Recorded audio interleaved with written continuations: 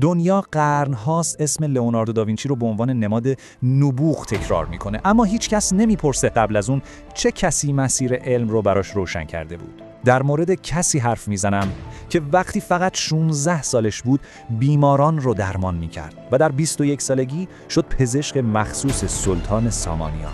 کسی که وقتی داوینچی تازه بدن انسان رو نقاشی میکرد، قرنها قبل ساختار بدن، گردش خون، مغز و بیماری ها رو توصیف کرده بود. نه روی کاغذ نقاشی، بلکه در کتابی به نام قانون.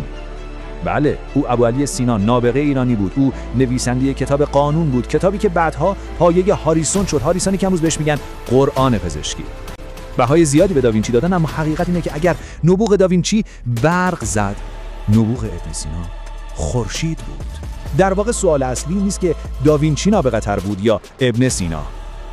سوال اصلی اینه که چطور از خورشید به سایه رسیدیم، چطور از پرورش ابن سیناها به روزگاری رسیدیم که علم رو با خرافه عوض کردیم، به روزگاری رسیدیم که افرادی مانند تبریزیان به راحتی در عرصه درمان جولان میدهند، اما افرادی مانند پروفسور سمیعی ها، خورشید نبوغ ایرانی، در سایه غربت دفن می شود.